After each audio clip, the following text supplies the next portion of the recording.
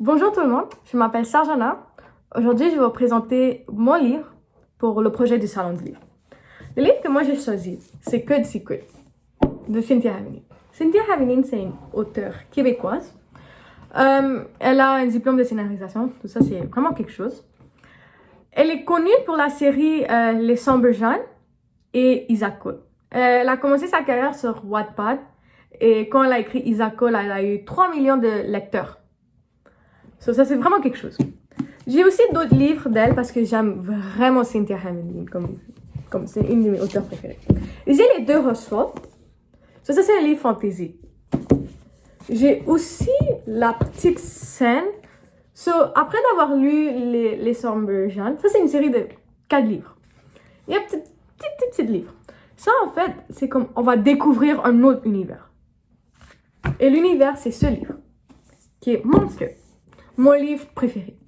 Mais malheureusement, je voulais en premièrement choisir ça parce que c'est mon livre préféré et puis tout.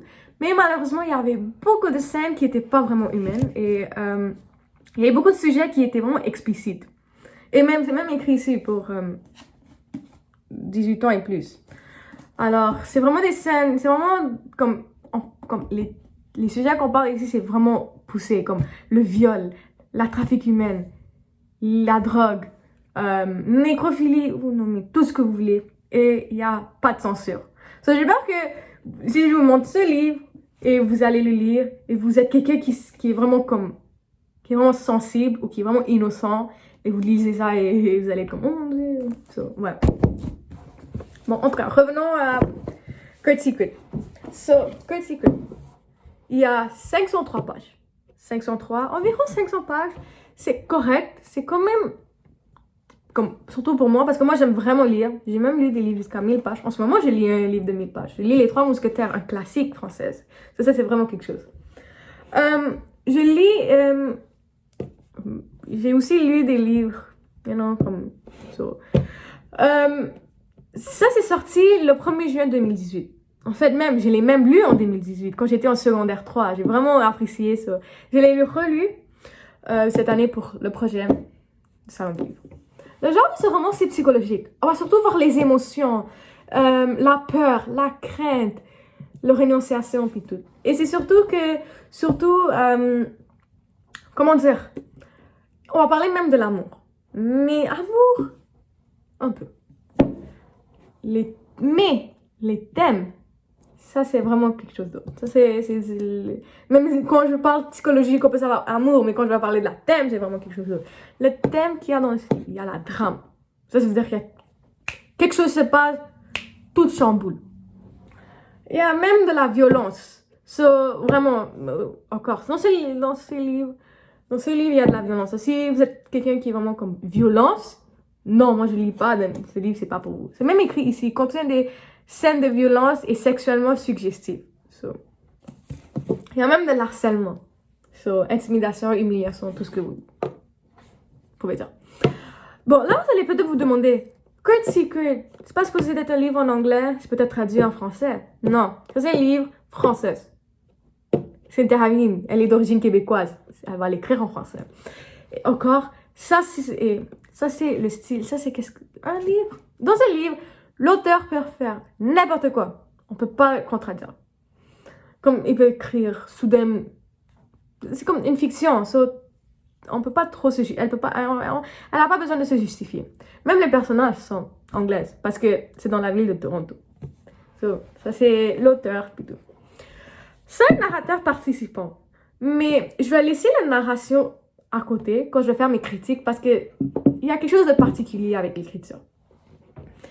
Ce livre, il y aurait une suite qui va sortir en mars cette année et je suis vraiment contente parce que j'ai lu ça en secondaire 3. Et là maintenant, je suis en secondaire 5 puis le deuxième livre va sortir puis je suis vraiment content et excitée que l'autre livre va venir. Ça c'est vraiment quelque chose. Le résumé. En fait, le résumé dans ce livre, c'est juste que quand on lit ça, c'est comme, ça va donner une autre perfection de qu'est-ce que moi je vais dire. En fait, ça commence par Avril Atkins. C'est comme, le nom de famille, c'est difficile à dire. C'est une jeune fille, c'est une jeune étudiante qui est sportive, sage, que pour sa vie, pour elle, c'est Evan Kurt. Ça résumait sur Evan Kurt. Il était son ami, c'était son ami, son confident, son âme sœur. C'était quelque chose. Et là, soudain, vient un drame. Elle survit à un incendie de feu qui détruit une maison. La maison de Marvin, qui est son camarade de classe. Elle devient plus contente, elle est toujours triste.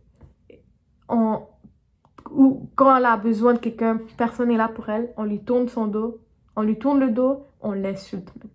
Mais le pire dans tout ça, le pire pour elle, c'est que Evan adresse plus la parole pour Evo.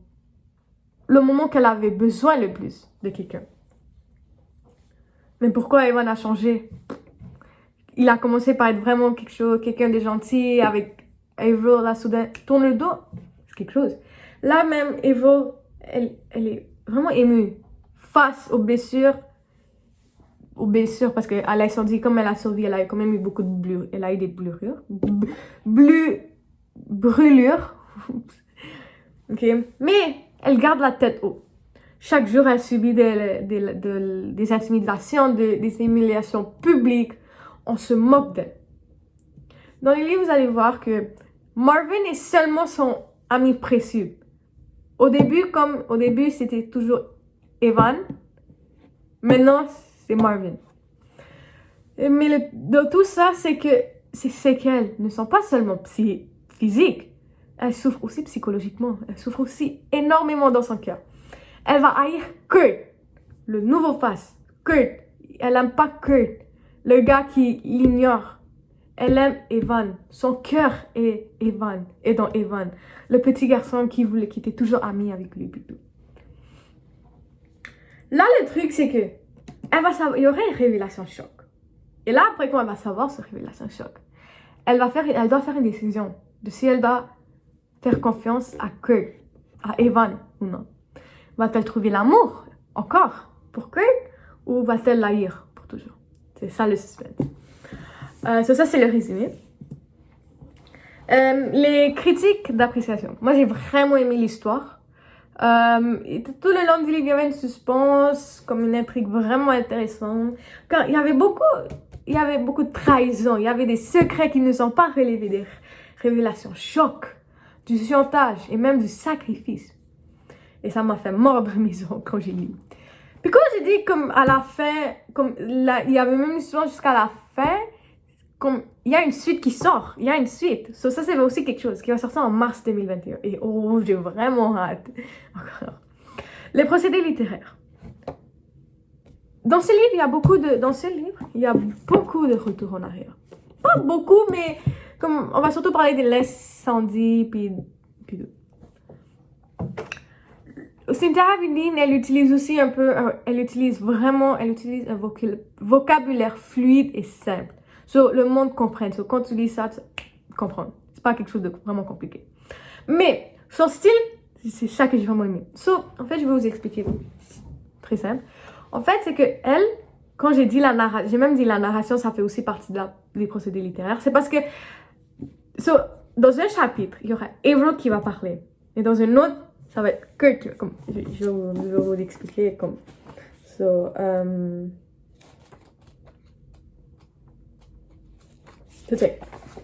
Ce chapitre 14, c'est écrit ici Evo. Et c'est même écrit présent. Cela, ça fait que c'est Evo qui parle, qui fait la narration. C'est Evo qui va faire son point de vue. C'est Evo qui va dire ses émotions. C'est Evo qui va vivre qu'est-ce qu'elle vit. Et là, un chapitre plus tard, le chapitre 15, c'est écrit ici Kurt. Et c'est écrit le présent. C'est-à-dire que maintenant, c'est le point de vue de Kurt. Les émotions de Evan, Kurt. Juste, faut dire quelque chose. Evan, Kurt, c'est la même personne. C'est juste que quand elle va dire Evan, elle va se faire référence à Evan avant. Puis Kurt, c'est ce qu'elle voit en ce moment. Le gars qui veut pas être avec Evo puis tout. Maintenant, vous allez peut-être vous demander, comme les chapitres, ça c'est-à-dire un chapitre sur deux, c'est un chapitre avec Evo, un autre chapitre avec Kurt, un autre chapitre, non. C'est pas comme ça. Je vais faire comme un petit exemple, je sais vraiment pas si c'est exactement vrai. On va dire chapitre 1 jusqu'à 7. C'est Avery qui va faire toute sa narration puis tout. Mais sur le chapitre 8, c'est la narration de Kurt. Ça veut dire qu'on va savoir tout sur le point de vue de Kurt. Là, chapitre 11, on va dire c'est Avery. Et là, chapitre 12 jusqu'à 14, on va dire c'est Kurt. So, vous comprenez, c'est vraiment quelque chose. So, c'est la narration que j'ai vraiment aimée. J'ai vraiment parlé trop. Je vais juste dire ma conclusion. La conclusion, c'est que Kurt Secret, c'est un livre psychologique où un des personnages principaux, Avery, elle doit résister à l'humiliation qu'elle subit chaque jour. Ce livre n'est pas aussi sombre de ce que j'ai pensé. De ce que j'ai pensé quand j'ai lu le résumé. Comme, les résumés, c'est vraiment comme sombre. Mais quand j'ai lu le livre, c'était émouvant. C'était une belle histoire émouvante, des héros attachants et une fin vraiment touchante. La fin était comme vraiment saisissante, avec un dénouement inattendu. Même si la fin était vraiment touchante, rien de suite. So voilà. Oh, en fait aussi, j'ai aussi une dédicace. Ça c'est vraiment quelque chose. So, elle-même, elle a écrit, so merci. J'ai même le poster, mais je peux pas vous le montrer parce que je sais pas comment le faire. Je peux pas le montrer sur l'ordi. Mais merci d'avoir m'écouté. Bye bye.